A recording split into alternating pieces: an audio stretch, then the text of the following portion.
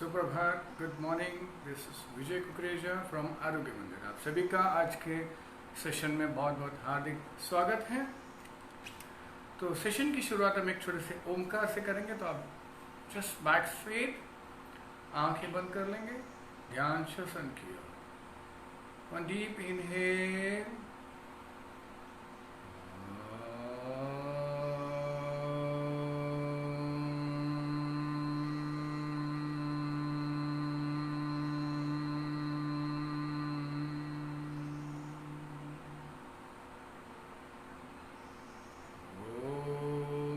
शांति शांति शांति।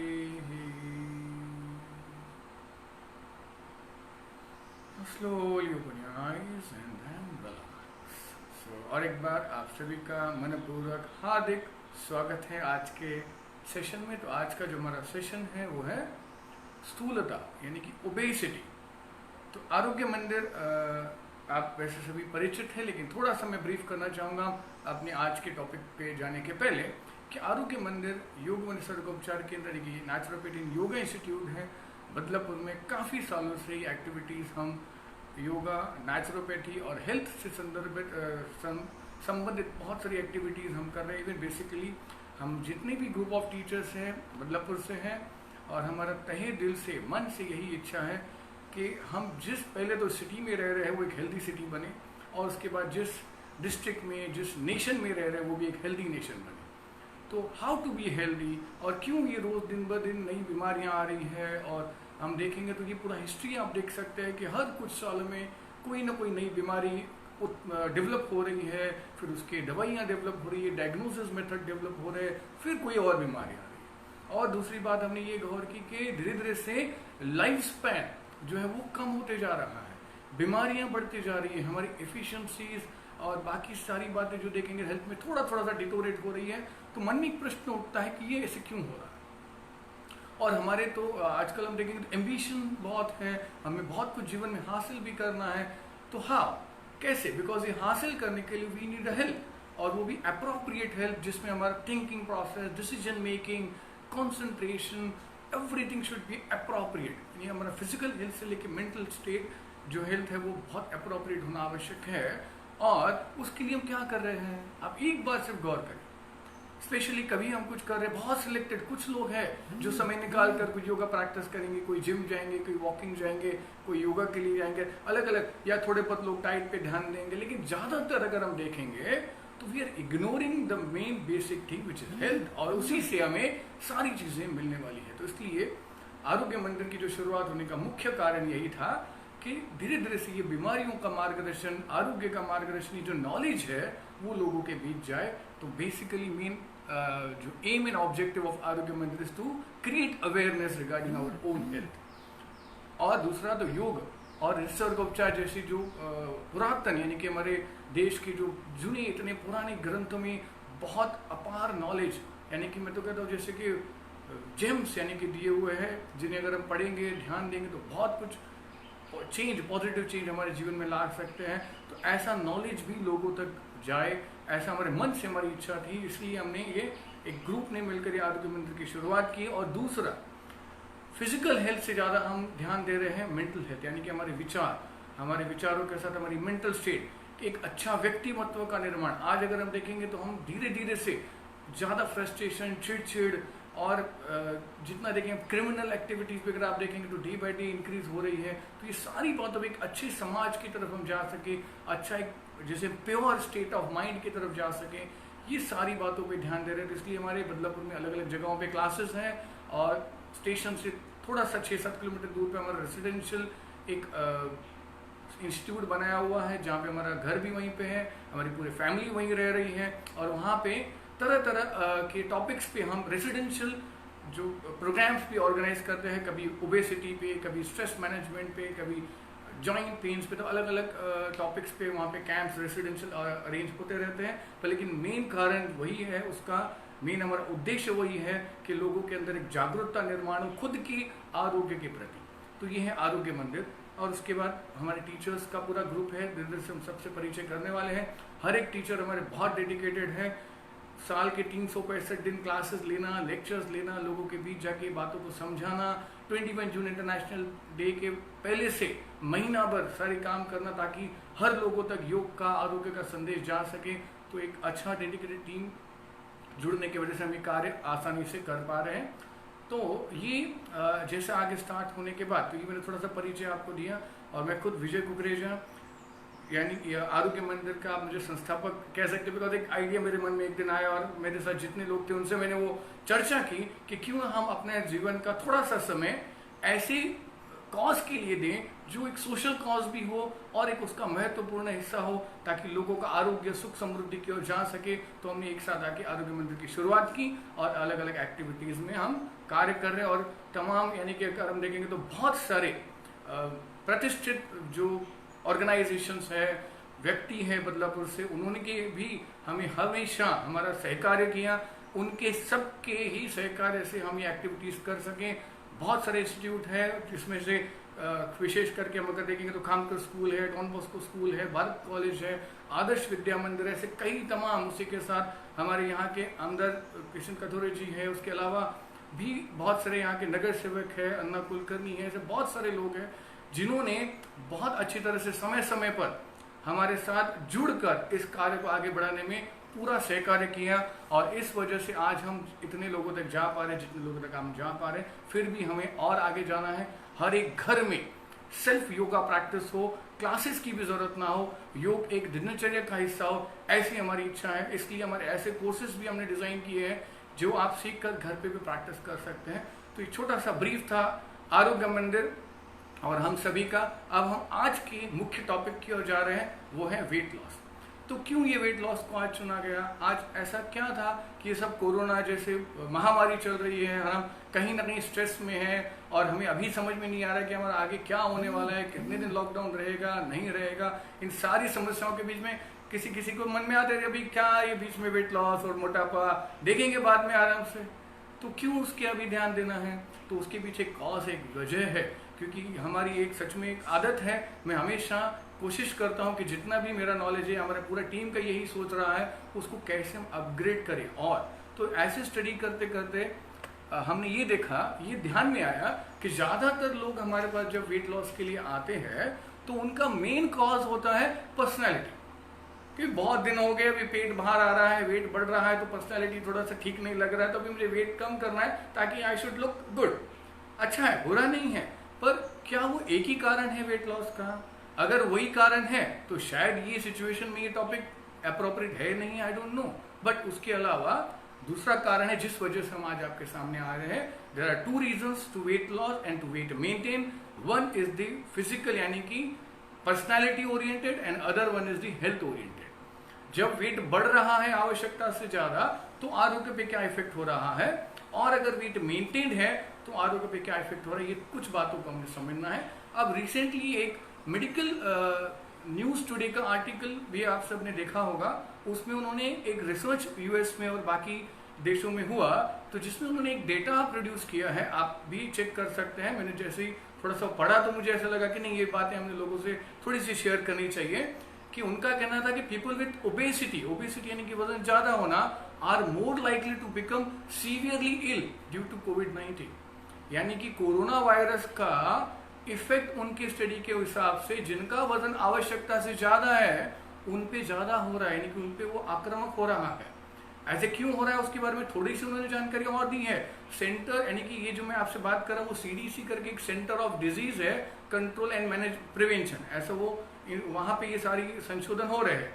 Now list उन्होंने एक लिस्ट किया severe obesity as a risk factor for severe कोविड-19, यानी कि कोरोना वायरस का एक मुख्य कारण, यानी कि जिनका मोटापा ज्यादा है, ऐसा कहा जा रहा है कि उनको ये इफेक्ट ज्यादा हो रहा है या उनको ज्यादा सीवियरिटी से हो रहा है। इट इज करंटली अनक्लियर, अब तक जबकि वो अब तक अनक्लियर है कि exactly why obesity is associated with more dangerous disease like Covid. ये अभी तक वो पूरे से क्लियर नहीं हो रहा है, लेकिन ऐसा स्टडीज ने बताया है कि जिनका वेट ज्यादा है उनको वो इफेक्ट ज्यादा हो रहा है। वॉशिंगटन में एक स्टडी हुआ है, स्टडी जिसमें ऐसा है कि क्रिटिकली इल यानी कि कोविड-19 पेशेंट्स मेड सिमिलर फाइंडिंग, यानी कि उनको भी ये सारे सिमिलर फाइंडिंग्स मिले।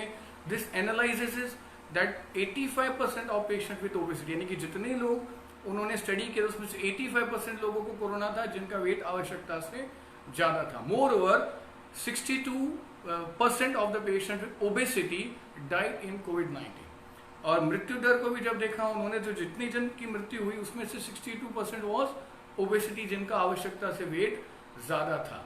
तो compared with 36% those who were not obese, यानी कि जो ओबेस नहीं थे वो अभी तक सस्टेन कर रहे थे और उनका डेथ हुआ। ऐसा ये the evidence suggest obesity may be significant risk factor for कोविड-19। तो ये थोड़ी बहुत स्टडीज जब हमने ये सामने न्यूज देखी, सारी स्टडीज थोड़ी बहुत स्टडी की है, तो वैसे भी मोटापा अन्य बीमारियों को जन्म देता है। थोड़ी सी आज हम वो देखेंगे बातों को भी। तो ये ध्यान में आया कि ये इन्फेक्शन से भी अगर बचना है तो कहीं ना कहीं मोटापे को हमें नियंत्रण में रखना इंपॉर्टेंट है, क्योंकि जितना वेट हम मैनेज करेंगे तो ये बात मन में आती है जरूर सबके प्रश्न कि क्या कनेक्शन है, वेट ज्यादा है और कोरोना होगा, यानी कोरोना होगा ऐसा नहीं उन्होंने कहा है। आप वो आर्टिकल बराबर से पढ़ लें एक बार। ऐसे व्यक्तियों को ज्यादा सीवियर हो रहा है और उनका डेथ का रेशियो ज्यादा हो रहा है। तो इस तरह से let us exactly understand first what is obesity. इसलिए हम देखेंगे कि ओबेसिटी क्या है। सिर्फ पर्सनालिटी का एस्पेक्ट थोड़ा सा हम साइड में रखेंगे, हेल्थ ओरिएंटेड उसका एस्पेक्ट क्या है उसको देखेंगे। और उसकी कहावत है ओबेसिटी की, if you are a fat you are likely going to be fat, stay fat. ऐसा कहा जाता है कि एक बार अगर आपका मोटापा आ गया, बढ़ गया, पेट वजन बढ़ गया, तो बहुत कठिन है उससे बाहर आना। और आप में से जिनका वेट बढ़ चुका होगा तो भी कोशिश कर लें, बहुत वॉकिंग, जॉगिंग, डाइट, बहुत कुछ करते हैं हम, बहुत मुश्किल होता है उसको रिड्यूस करना। और रिड्यूस करेंगे तो फिर ऐसा होता है कि थोड़े दिन में वापस गेन हो गया। तो ये सारी समस्या हमारे पास आ रही हैं। तो इसके लिए क्या है, कुछ बातें इंपॉर्टेंट है जो हम समझना बाकी है। अब और एक स्टैटिस्टिक मैं आपसे शेयर कर रहा हूं। 1990 में ओवरऑल ओबेसिटी का एक स्टैटिस्टिक निकाला गया था कि कितने लोग ओबेस है। तो तब का रेशियो परसेंटेज में था लेस देन 15%, यानी कि पॉपुलेशन से 15% से भी नीचे के लोग थे जिनको ओबेसिटी यानी कि आवश्यकता से वजन ज्यादा था।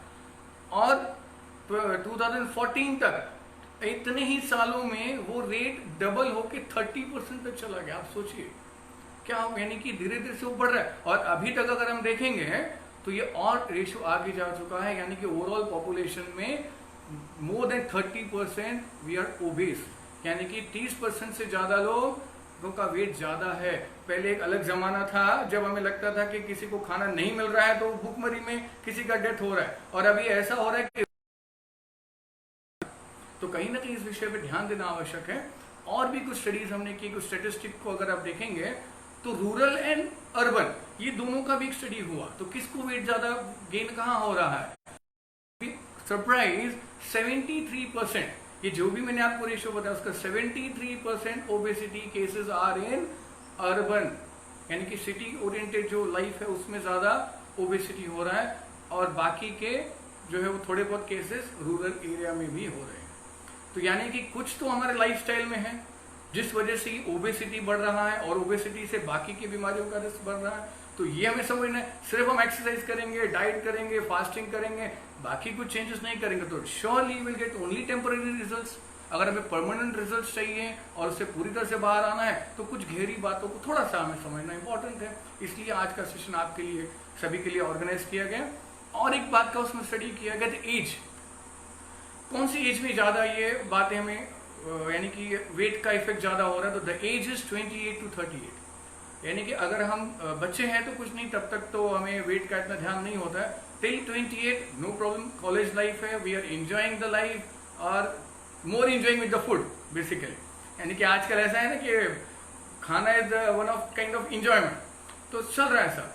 पर 28 के बाद धीरे धीरे से अगर आप गौर करेंगे, अगर आपने भी ये एज को क्रॉस करके आगे आ गए हैं तो आप जरूर ये देखेंगे कि 28 के बाद कुछ ना कुछ थोड़े थोड़े से हम प्रॉब्लम फेस करना स्टार्ट कर रहे हैं। और टिल 38 ये हम अचानक एक दिन बैठे और पहला ही खुद का ही फोटो दिख रहा है, पहले मैं ऐसे था आप ऐसे हो गए। यानी कि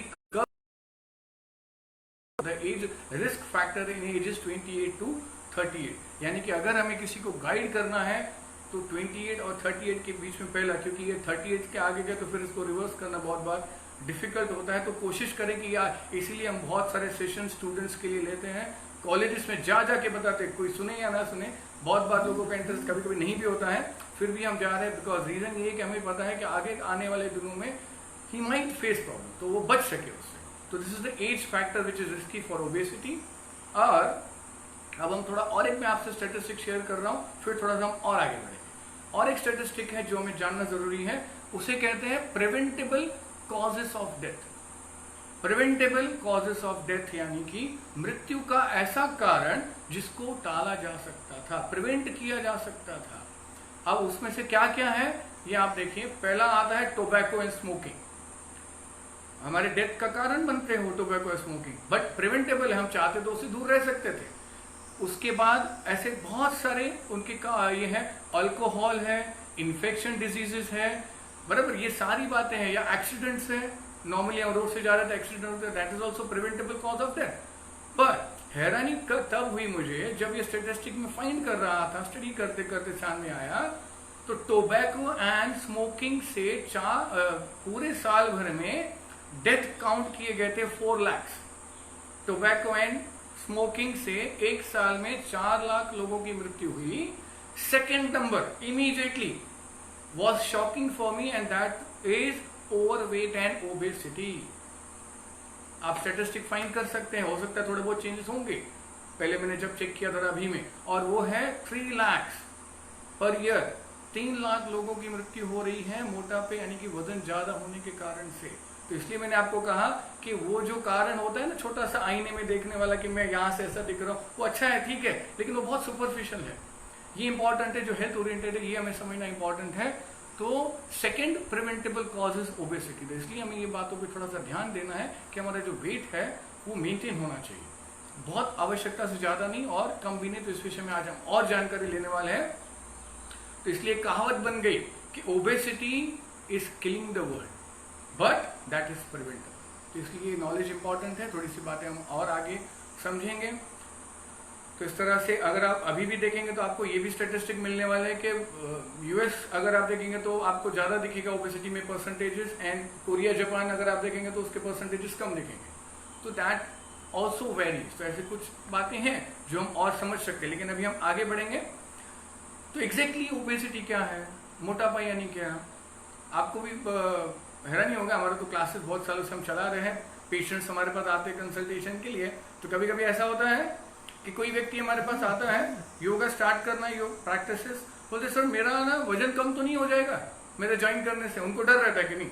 तो मैंने कहा पूछा उनको क्यों ऐसे, बोले नहीं मेरा वजन बराबर है, कम नहीं होना चाहिए। जबकि मेरा नॉलेज उस वक्त ये कह रहा है कि उनका वजन ज्यादा है, बट अब किसी तरह उनको नहीं लग रहा उनका वजन ज्यादा है। अब उसके विपरीत ऐसे भी कुछ लोग आते हैं जो आके पहला मुझे पूछते हैं कि सर वजन कम होगा, वेट कम करना है मुझे, और मेरा नॉलेज तब उनको देख के ये कहता है कि उनका वजन ऑलरेडी कम है, कम नहीं करना है, पर उनको लगता है कि नहीं मुझे कम करना है।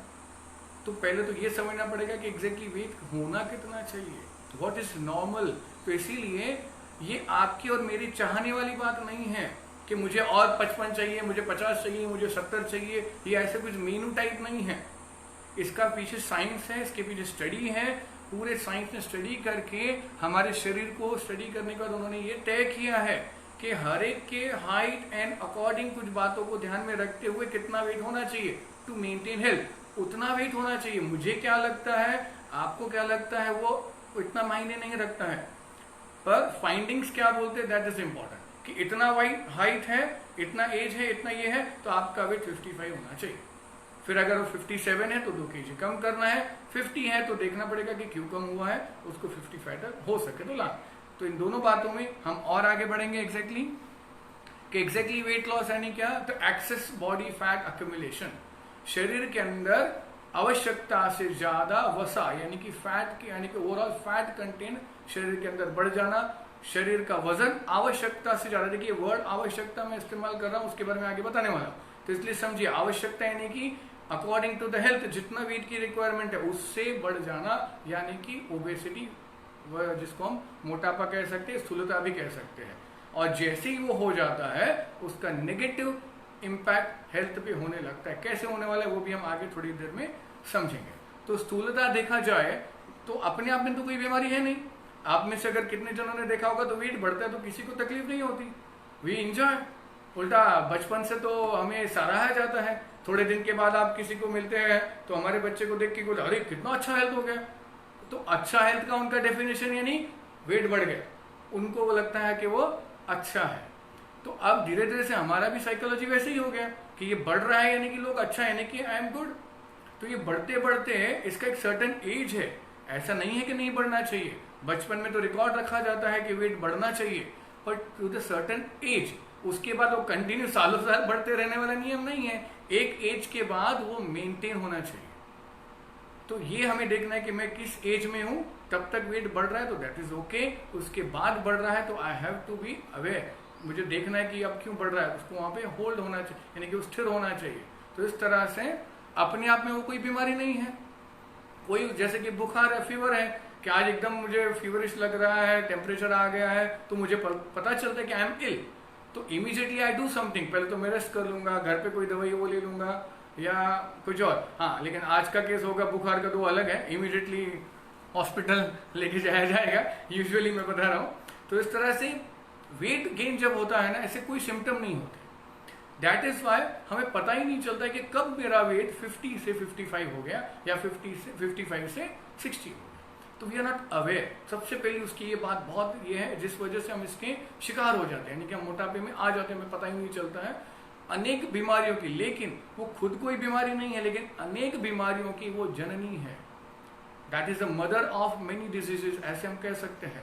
वो क्यों है वो भी हम देखेंगे। वजन कम करने की आवश्यकता हमें महसूस नहीं होती, हमें नहीं लगता है वेट कम हो। सिर्फ मैंने कहा ना, पर्सनैलिटी के लिए कभी कभी लगता है, थोड़ी देर के लिए हम सुपरफिशियली आ जाते हैं, पर फिर वो ड्रॉप कर देते हैं, क्योंकि हमारा कॉज ही इतना स्ट्रांग नहीं था, सुपरफिशियल था, तो वो छूट जाता है। तो इस तरह से आवश्यकता महसूस नहीं होती। तो शुरुआत में वजन बढ़ता है तो मैंने आपको कहा कि वी फील गुड, हमें अच्छा लगता है, कि हमें जैसे लग रहा है कि मैं और हेल्दी होते जा रहा हूँ कुछ समय के बाद। लेकिन जैसे मैंने आपको कहा 35, 38 तक हम पहुंच गए, कुछ समय बाद जब वो वेट बढ़ गया तो हमें खुद हेवी फील होने लगता है, थोड़ा अनईजी फील होने लगता है, हालचाल करने में डिफिकल्टी लगता है। अगर हम सीढ़ियां चढ़ रहे हैं तो थकान होने लगती है, सांस फूलने लगती है। तो धीरे धीरे से ये सिम्टम्स आने लगते हैं। और फिर उसके बाद हम क्या कर रहे हैं, तब वो सिम्टम्स को लेके, मान लीजिए कि अचानक आज आपको बहुत सांस फूलने लगी, आपको घबराहट होने लग गई, तो हम डॉक्टर के पास जाते हैं। तो डॉक्टर्स हमें चेक करते हैं, ब्लड प्रेशर चेक करेंगे, बाकी चेक करेंगे, और उसके बाद कुछ दवाई देके भेज देंगे। फिर से हम कुछ दिन के बाद वही तकलीफ के लिए डॉक्टर के पास जाएंगे, तो तब डॉक्टर को पता चलता है कि नहीं, ये बार बार तकलीफ हो रही है, तो वो हमें गाइड करते हैं कि देखिए आपका जो ये तकलीफ है ना, ये वेट बढ़ने की वजह से। बहुत बार प्री डायबिटिक लोगों को वो सजेस्ट करते हैं, घुटनों के पेन वालों को डॉक्टर सजेस्ट कर रहे हैं, इवन हार्ट डिजीज जिन पे उनको सजेस्ट किया जाता है कि आपका वेट मेंटेन कीजिए। तो वो डॉक्टर्स उन्हें बोलते हैं कि आपका वेट ज्यादा है, दवाई आप लीजिए, लेकिन वेट पे ध्यान दीजिए, वेट जितना कम करेंगे उतना आपके लिए अच्छा है। तब हमें रियलाइज होता है कि मेरा वेट ज्यादा है। उसके बाद हमारी जर्नी शुरू होती है वेट लॉस की। ये केस में आने के बाद कि बहुत घुटने दुख रहे थे, डॉक्टर के पास गए, अब डॉक्टर ने पहले दवाई दिया, घुटने अच्छे हो गए, फिर से वापस गए, फिर से अच्छे हो गए। फाइनली डॉक्टर ने क्या कहा कि भाई वो घुटनों के ऊपर जितना वेट होना चाहिए उससे बहुत ज्यादा है, तो आपको वेट कम करना होगा। तब आप कई घुटनों का दर्द का आपको राहत उससे मिल सकती है। तब ऐसा होता है कि हम वेट कम करने के लिए सोचते हैं, अलग अलग तरीके ढूंढते हैं, फास्टिंग करते हैं, बहुत सारे चीजें हम अपनाते हैं, और हमारे पास भी उसी कंडीशन में लोग आते हैं। और पहला सेंटेंस उनका होता है कि डॉक्टर ने बोला वेट कम करो। अब यहाँ मैं और एक चीज आपसे करना चाहूंगा, जो भी व्यक्ति डॉक्टर ने कहा है इसीलिए वेट कम करने आते हैं तो उनका मुश्किल है वेट कम होना। आपको लगेगा ऐसा क्यों, तो वो भी मैं आपसे शेयर करूंगा। ऐसे ही होता है क्योंकि अभी भी उनको अपने मन से नहीं आया है कि मेरा वेट कम करना है, वो डॉक्टर ने बोला है घुटने का दर्द ठीक नहीं हो रहा है तो बाबा आ जाओ वजन कम करके दो। समझ रहे हैं आप, वेट कम करने के लिए हमारी मानसिकता बहुत इंपॉर्टेंट है। हमारे मन से आना चाहिए कि नहीं मेरा वेट ज्यादा है, तब आप देखिए जो रिजल्ट्स मिलेंगे बहुत अच्छे मिलेंगे। तो इसके लिए इंपॉर्टेंट है कि किसी और के कहने पे अगर आप करने वाले हैं, वेट कम होना बहुत मुश्किल है। आपको वो फील होना चाहिए कि मेरा वजन आवश्यकता से ज्यादा है और जो मुझे आज नहीं तो कल तकलीफ दे सकता है और मैं इसे कम कर सकता हूं और मुझे ये कम करना है। ये फीलिंग जो है वो आनी इंपॉर्टेंट है वेट लॉस के लिए। तो ऐसे समय पे हमारा वो कहते हैं ना कि साक्षात्कार होता है अपने आप से, क्या अभी मेरा तबीयत बिगड़ रहा है, शायद वेट ज्यादा बढ़ गया है, तो मैं ध्यान दे रहा हूं। अब ऐसी हालत में और एक कंडीशन होती है जिसे कहते हैं टॉक्सिसिटी, यानी कि टॉक्सिक फैट इनसाइड। हमारे आंतड़ियों के अंदर जब ये मोटापा बढ़ गया यानी कि डाइजेशन भी बिगड़ जाता है, आयुर्वेदा में भी क्लियरली कहा है कि अनावश्यक यानी कि जो अपचन है वो अनावश्यक मेद भी निर्माण करता है, यानी कि धीरे धीरे से हमारे अंदर इंटेस्टाइन के अंदर जो टॉक्सिक फैट अंदर तैयार होने लगता है, एक प्रकार का विषाक्त, जो धीरे धीरे से हमारे शरीर को अंदर हेल्थ पे और उसके नेगेटिव इफेक्ट हमें होने लगते हैं। तो इस तरह से ये कुछ कंडीशंस में आपसे शेयर कर रहा हूं। अब होता कैसे है, और एक बात समझेंगे कि जैसे कि मैंने आपको कहा कि ये बहुत सारी बीमारियों को जननी यानी कि इससे और बहुत सारी बीमारियां हो सकती है। तो कैसे, एक उदाहरण से समझेंगे। मान लीजिए कि कोई भी अगर हम उदाहरण ले, जैसे कि अगर लिफ्ट का उदाहरण ले, हर एक बिल्डिंग में लिफ्ट है। आप लिफ्ट में जैसे ही इंटर करेंगे आपको सामने एक छोटा सा प्लेट दिखता है जिसपे लिखा रहता है नोट कि इतने इतने लोगों के लिए लिफ्ट है, 4 to 5%, या तो किसी किसी लिफ्ट में वेट लिखा रहता है 100 and so kg, बराबर। हम क्या करते हैं, वहां बहुत समझदारी होती है, हम बराबर देखते हैं एक जन बाहर आएगा अंदर जाएगा, वो वेट के हिसाब से लिफ्ट को भेजते। क्यों ऐसा किया हमने, बिकॉज उसको डिजाइन करने वालों को पता था कि ये वेट कितना कैरी कर सकता है, इससे ज्यादा वेट उस पर आएगा तो वो अपना फंक्शन ठीक से नहीं कर सकता। तो same is with our own body. हमारे अंदर हार्ट है, जितने भी ऑर्गन्स है, फिर लंग्स हो, किडनीज हो, इंटेस्टाइन हो, ये सारे ऑर्गन्स का एक थराविक वेट को एनर्जी पहुंचाने के लिए डिजाइन किया गया है। मान लीजिए कि मेरा हाइट 5 फीट है, तो उसके हिसाब से जो मेरा वेट होना चाहिए उतने वेट को सारे ऑर्गन्स मैनेज कर सकते हैं, ऐसे बॉडी का डिजाइन किया हुआ है।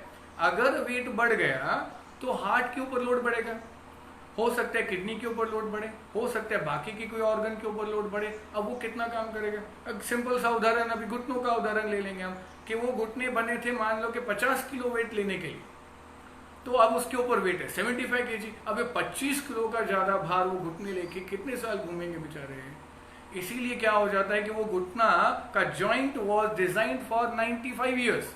वो घुटने का जॉइंट 95 100 साल तक चलने वाला था, लेकिन ये एडिशनल लोड ले लेके बेचारा थक गया और वो 50 साल में ही उसने साथ छोड़ दिया, बराबर। तो इसी तरह से हमारे इंटरनल ऑर्गन्स का भी वही हो रहा है। तो जिसमें जो ऑर्गन का थोड़ा बहुत वीकनेस होता है, उस ऑर्गन से संबंधित फिर बीमारियां होने की संभावना बढ़ जाती है। इसीलिए मोटापे के बाद डायबिटीज, मोटापे के बाद हाई ब्लड प्रेशर, और फिर मोटापे के बाद काफी सारे कुछ mood disorders, reproductive disorders, liver disorders, ऐसी बहुत सारी बीमारियां हैं जो उसके बाद होने की संभावना बढ़ जाती है। होप कि आपको थोड़ा सा लिंक ध्यान में आ रहा है कि हम वेट के ऊपर क्यों फोकस कर रहे हैं, क्योंकि पूरा हेल्थ डिपेंड है। अगर हमारा वेट बढ़ जाता है तो हर एक ऑर्गन का अननेसेसरीली हम लोड बढ़ा रहे हैं, और वो कहीं ना कहीं थक जाने के बाद वो अपना कार्य ठीक से नहीं कर सकते, फिर डाइजेशन सिस्टम हो या कोई भी और सिस्टम। तो उस तरह से मैंने आपको कहा कि ये सारी परिस्थिति से हम गुजर रहे हैं, और एग्जैक्टली उसके लक्षण भी मैंने आपको बताया कि वेट बढ़ने के बाद थकान लगना, अगर आप ज़्यादा चल रहे हैं स्वेटिंग ज़्यादा आ जाना, तो ये सारी समस्याएं, या उसके साथ नी पेन होना, बैक पेन होना, ब्लड प्रेशर बढ़ना, ये सारी बातें मोटापे से कहीं ना कहीं जुड़ी हुई है। अब इसमें और एक बात हम ये समझेंगे कि जब हम वेट लॉस के लिए सबसे पहला हमारे ध्यान में यही आता है कि उपवास करो, खाना छोड़ दो, रात का खाना छोड़ देंगे, हफ्ते में 2 दिन नहीं खाएंगे, सुबह ब्रेकफास्ट स्किप करेंगे। तो सबसे पहले मैं आपसे ये कहना चाहूँगा, ऐसा बिल्कुल करना नहीं है। खाना ड्रॉप करने से मोटापा कम होगा, ऐसा बिल्कुल नहीं है। कम होगा नहीं होगा, I am not sure, but इतना पक्का है कि आपका इम्यून सिस्टम तो वीक पक्का होगा। हमें वेट लॉस का एक प्रॉपर मेथड इंपॉर्टेंट है जिसमें इम्यून सिस्टम वीक ना हो और वेट कम हो, यानी कि शरीर को रोज काम करने के लिए जो एनर्जी चाहिए वो मिलती रहनी चाहिए, और एडिशनल फैट कम होना चाहिए। इसीलिए आपको प्रॉपर मेथड इंपॉर्टेंट है। सिर्फ खाना छोड़ने से वेट कम नहीं होने वाला है। ऑन द कॉन्ट्री हो सकता है कि कोई वीकनेस हो और हमारा इम्यून सिस्टम वीक हो और कोई और न तकलीफ हो। तो इसलिए हमें ये ध्यान रखना है कि सिर्फ कोई चीजें छोड़ नहीं देनी है, प्रॉपर गाइडेंस आपको इसके लिए जरूरी है कि किन खाने में हर एक वस्तु से वजन नहीं बढ़ता है। कुछ चीजें फैट हम सब जानते हैं, उसके अलावा भी कुछ बातें हैं जिससे वेट बढ़ता है। तो ये कुछ बातें हमें समझनी है और उन बातों को कम करना है, और जिन वस्तुओं को खाने से वेट नहीं बढ़ता है वो आपको कंटिन्यू करनी है, क्योंकि हमें बाकी के विटामिन, मिनरल्स, फाइबर्स, ये सारी चीज़ों की आवश्यकता है, उनको कम नहीं करना है। यानी कि वेट लॉस ऐसा होना चाहिए बिना वीकनेस आए, ऑन द कंट्री आपका एनर्जी लेवल भी बढ़ना चाहिए और वेट भी कम होना चाहिए। तो इस तरह से ये मेथड होना चाहिए। तो इसलिए ऐसे किसी तरह से बातों को अपनाना नहीं है। और कभी कभी ऐसा होता है कि जैसे कि मैंने आपको कहा, ज़्यादातर अभी हमने देखा है कि लोग अपनी हेल्थ के लिए इतना जिसे कहेंगे जागरूक नहीं है। मतलब अगर हमारे पास 100 लोगों तक हम जा रहे हैं तो हार्डली कुछ 25 लोग उसमें इंटरेस्ट लेंगे और उसमें हार्डली कुछ 5 ज्वाइन करेंगे। रीजन क्या है? सबको लगता है कि वो अपने आप हो जाएगा। ये कौन सा उनको ये मन में बात कहाँ से आती है मुझे नहीं पता है कि मैं कुछ नहीं करूंगा हेल्थ के लिए लेकिन मेरा हेल्थ अच्छा रहे। अब ये कुछ होगा जो मैं स्टडी कर रहा हूँ, ऐसे क्यों लोगों को लगता है, हो सकता है कि उनके अंदर कोई ऐसे बात रहे जो हमें समझना बाकी है। पर इस वजह से क्या हो रहा है, मैंने ऐसे लोगों को मेरे सामने देखा है, वेट बढ़ते बढ़ते पहले वो हमारे पास आते थे, हमें आता हूँ करता हूँ, थोड़ा बहुत प्रैक्टिस करते थे, फिर 2 दिन आते थे, 4 दिन नहीं आते थे, और 1 साल के बाद मैंने देखा तो उनका वेट और बढ़ गया। और तब ऐसा था कि पहले हमारे पास मान लो कि वो कुछ पावर योगा करने के लिए आ रहे थे, तो अभी हमने उनको लगा कि आप वो नहीं कर सकते क्योंकि वो फास्ट है, आप रेगुलर बैच में आ जाइए। तो बोले ठीक है, तो रेगुलर बैच में आ गए। अब रेगुलर में भी फिर उनका वही रेगुलरिटी रहा, और अचानक पता चला कि अभी वो उनका और वेट बढ़ गया और अभी तो वो आ ही नहीं पा रहे हैं। आप सोचिए मैं आपसे क्या शेयर कर रहा हूँ, ऐसा घटित हो रहा है, ऐसी चीजें हो रही हैं। और उस वजह से बाद में क्या हुआ कि अब वो जो इंपॉर्टेंट था, वो आसन कर सकते थे, अपने आप को उससे बचा सकते थे, अब वो भी नहीं कर पाएंगे क्योंकि अभी उनका शरीर साथ ही नहीं दे रहा है। वॉकिंग कर नहीं पाएंगे क्योंकि अभी वेट ज्यादा हो गया, घुटने दुख रहे, 5 मिनट वॉकिंग करेंगे तो अभी वॉकिंग नहीं कर पाएंगे, आसन नहीं कर पाएंगे, एक्सरसाइज नहीं कर पाएंगे। यानी कि जो बातों से वेट कम हो सकता है वो मैं कर ही नहीं पाता हूँ। ऐसे बेड रिडन पेशेंट्स भी हमने देखे। तब तक लोग वेट करते हैं, और फिर फाइनली इसके लिए आजकल आगे भी कुछ ऑप्शंस है, वो भी मैं आपसे शेयर करूंगा। तो हम चाहते कि इतना लेथार्जी ना करें, इतना इग्नोर ना करें अपनी हेल्थ को, समय रहते ध्यान दें, ताकि ऐसी लेवल ना आए कि आप जो कर सकते थे वो भी ना करें। तो इस तरह से हमें ध्यान देना है कि बिल्कुल, तो ऐसी बातों में आ जाते हैं। तो इसलिए थोड़ा थोड़ा सा हमें ध्यान रखना है कि वॉकिंग आप करते रहें, कुछ प्रैक्टिस करते रहें। तो टोटल मैंने आपको कहा कि हमारे मन में मोटापे को लेकर क्या क्या बात सकती है। एक तो हम खाना कम कर दें, उपवास करें, एक्सरसाइज करें, या चलने या दौड़ना है।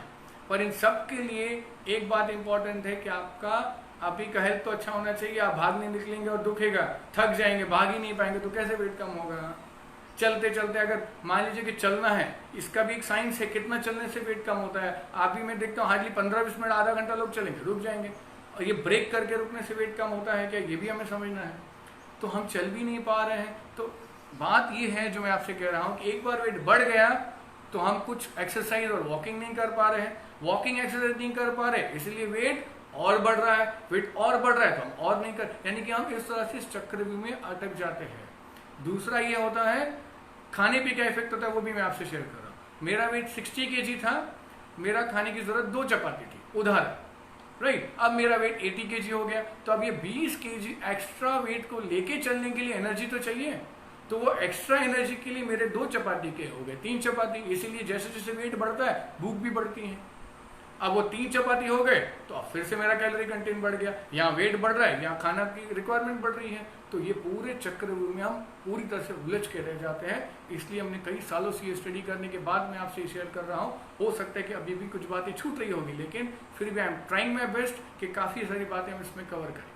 तो इस तरह से ये पूरा एक चक्र भी बन जाता है। खाना बढ़ते जा रहा है, वेट बढ़ते जा रहा है, एक्सरसाइज नहीं कर रहे हैं और वेट बढ़ रहा है, और ज़्यादा एक्सरसाइज नहीं कर पा रहे। तो ये पूरे चक्रव्यूह का ही नाम एक कुल मिलाकर हम ओबेसिटी कहेंगे। अब हमारा मेन उद्देश्य है कि कैसे इस चक्रव्यूह से अपने आप को बाहर लाना, ठीक है।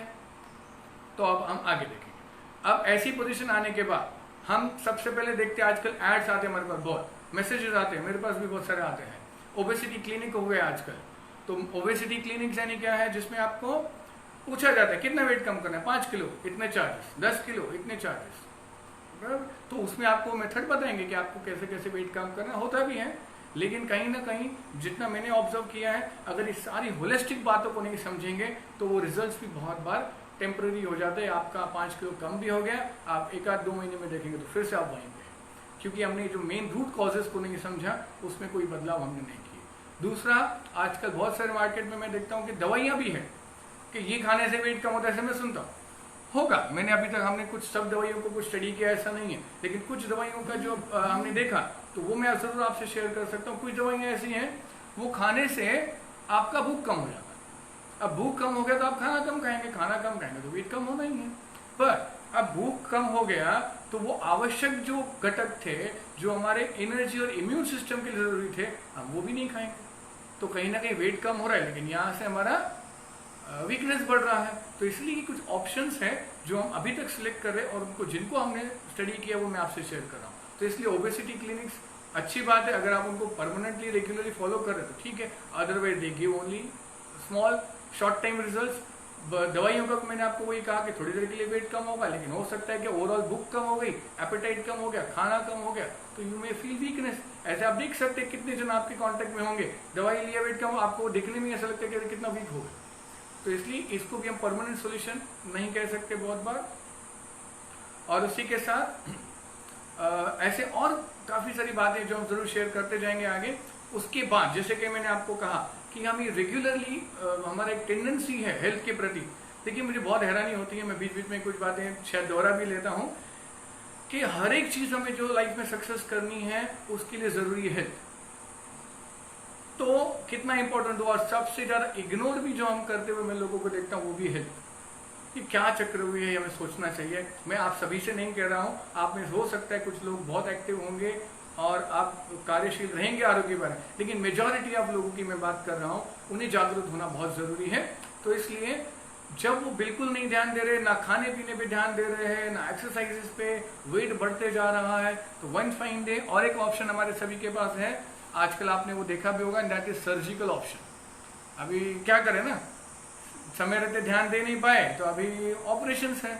तो ऑपरेशंस भी तरह तरह के हैं। एडजस्टेबल गैस्ट्रिक बैंड प्रोसीजर एक है जिसमें क्या किया जाता है, देखिए ये पूरा एब्डोमेन पेट नहीं है, पेट यहाँ पे स्टमक है, उससे स्टमक कहा जाता है। तो एडजस्टेबल गैस्ट्रिक बैंड यानी कि एक प्रकार से उदाहरण से ये थैली है, पेट यानी कि छोटा सा एक रबड़ का मान लीजिए कि थैली है जिसका साइज समझो 1 किलो, ये सारी मैं उदाहरण से बातें समझा रहा हूँ आपको। उसका साइज मान लो कि 1 किलो खाना जाए इतना है, पर ये बार बार खाने की आदत हो गई, वेट बढ़ गया, एनर्जी के लिए रिक्वायरमेंट बढ़ गया, तो धीरे धीरे से वो एक्सपांड हो गया, यानी कि वो 1 किलो उसका जो साइज था वो अभी 1.5 किलो हो गया। तो पहले 1.25 किलो खाते थे तो ऐसा फीलिंग होता था कि पेट भर गया, अब वो 1.5 किलो आपका हो गया तो 1 किलो खाएंगे तो भी लगता है कि मैं और खाऊं।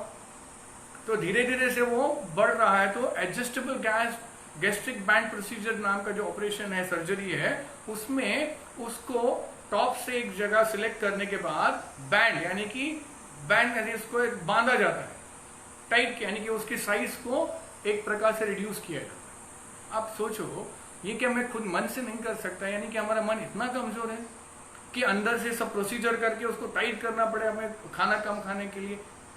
हम टेस्टी खाना जरूर खाएं सारी चीजें, लेकिन एक मर्यादित होना बहुत इंपॉर्टेंट है। तो ये लेवल तक भी लोग जा रहे हैं, लाखों रुपए ऑपरेशन के खर्चे।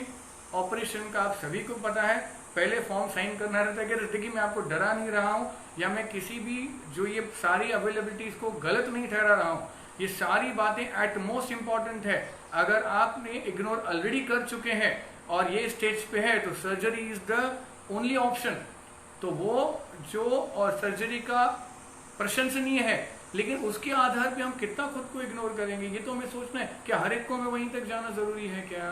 तो ऐसे तरह तरह के ऑपरेशंस किए जाते हैं। फिर उसमें गैस्ट्रिक स्लीव्स अलग और एक सर्जरी होता है जिसमें पेट को तो एक साइड से पूरा एक प्रकार से कट करके साइज रिड्यूस किया जाता है।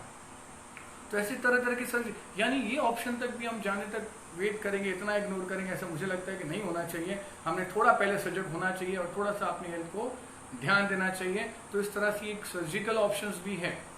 और अब मैं थोड़े से और आपसे कारण शेयर करने जा रहा हूं, थोड़ा सा और समय बने रहिए हमारे साथ, क्योंकि ये सारी इंफॉर्मेशन रिजल्ट है कहीं ना कहीं आपकी लाइफ में जरूर काम में आने वाली पॉजिटिवली। अब हम थोड़े से कॉजेस की तरफ जा रहे हैं, क्या कारण है ये सारे वेट को बढ़ने के रीजंस क्या क्या हो सकते हैं। तो सबसे पहले है ईटिंग, हमारी खाने पीने की आदतें।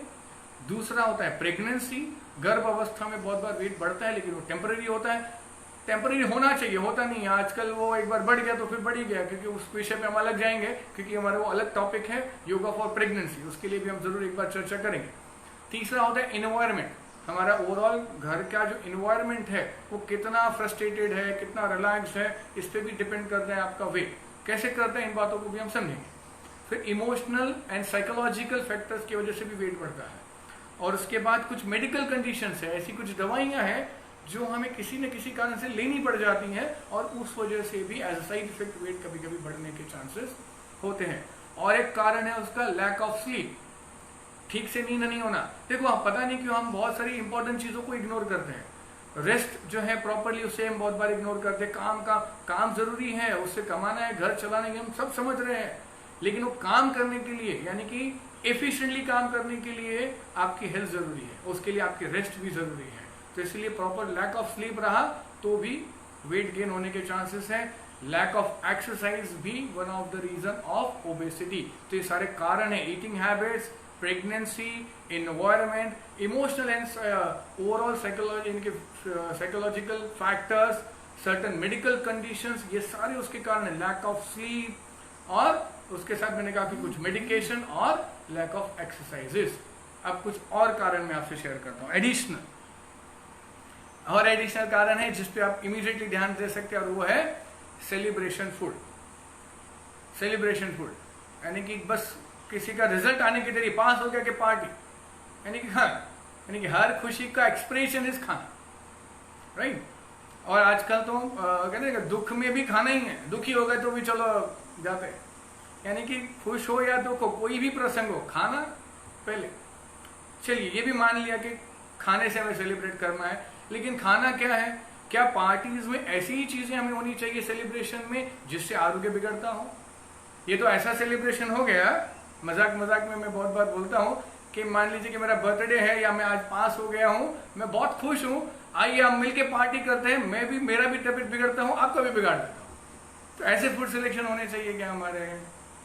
तो ये सारी बातें इंपॉर्टेंट है कि अगर हमें सेलिब्रेट भी करना है तो किस तरह का फूड होना चाहिए। आप देखिए पूरे पार्टीज में आपको ऐसे ही खाद्य पदार्थ मिलेंगे जिनको आप गूगल करें या नॉर्मल भी स्टडी करेंगे तो आपको पता चलेगा कि हमारे हेल्थ के लिए वो हानिकारक है। तो celebration food is also there. और आजकल तो सेलिब्रेशन की कमी कहाँ है ना, आज मेरा बर्थडे, कल मेरे बाजू वाले का बर्थडे, कल उसका बर्थडे, फिर उसका एनिवर्सरी, सारी चीजें हो रही हैं।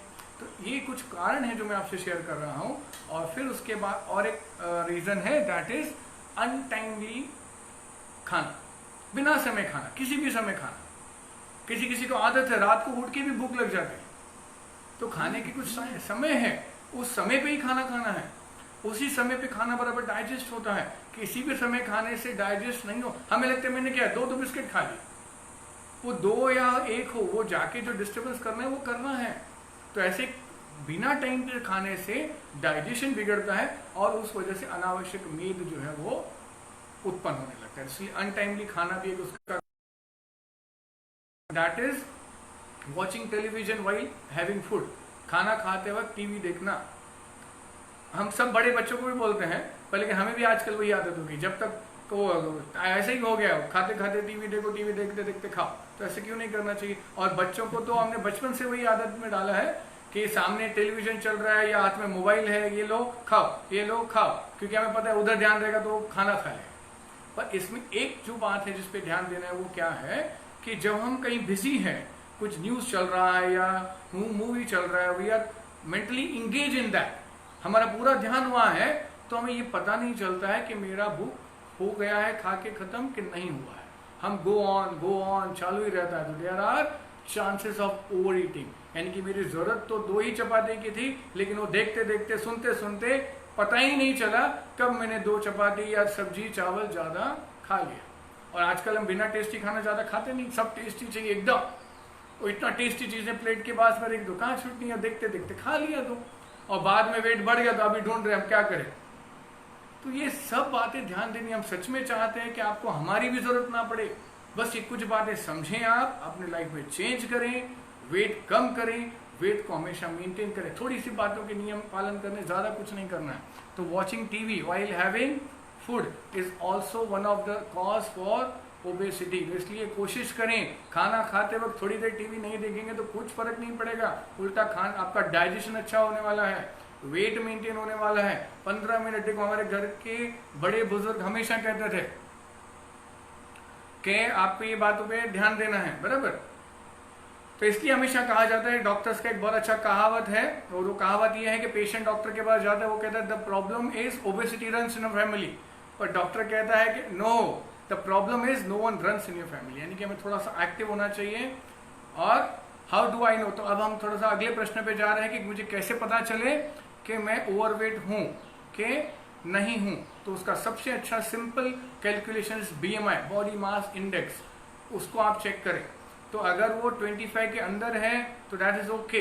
अगर आपका BMI 25 के ऊपर जा रहा है तो यू आर ओवरवेट, 30 के ऊपर जा रहा है तो ओबेस। ये अलग अलग कैटेगरीज है। ओवरवेट इज 25-30 के बीच में, 30 के ऊपर ओबेस। अगर BMI 35 के ऊपर, 30 के ऊपर जा रहा है तो they are super obese, super obese, यानी कि कुछ कैटेगरीज है। तो हमें ये चेक करना है कि मैं किस कैटेगरी में हूं। और आइडियल BMI इज बिलो 23, यानी कि 19 एंड 21 के बीच का जो BMI है दैट इज आइडियल। तो आप जरूर चेक करें कि हम कितना आगे हैं और हमें कितना, जिनको भी लगता है कि मेरा वेट ज्यादा नहीं है तो पहले BMI चेक करें। BMI कैलकुलेटर्स अवेलेबल है, आप वो भी डिटेल डालेंगे, आपका BMI सामने आ जाएगा। 23 के ऊपर है तो आपको ध्यान देना है, 25 के ऊपर तो देना ही देना है। तो इसलिए ये कुछ बातें हमें ध्यान देनी है।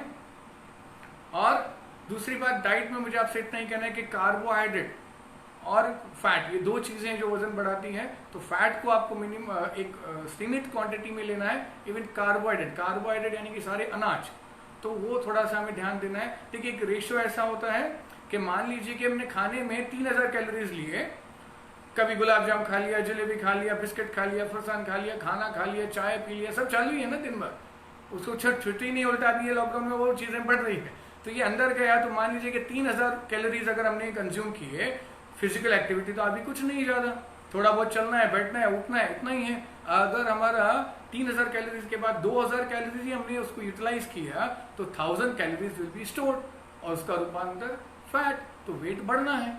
तो ये बातों पे ध्यान देना। अगर फिजिकल एक्टिविटी ज्यादा नहीं है तो खाने पे ध्यान देना है, और अगर आपका डाइट वैसा है तो फिजिकल एक्टिविटी भी वैसे हमें मेंटेन करना जरूरी है। तो इस तरह से अगर आप देखेंगे, हर 1 ग्राम प्रोटीन यानी कि दाल और करधान्य, हर 1 ग्राम इसमें 4 कैलोरीज होते हैं।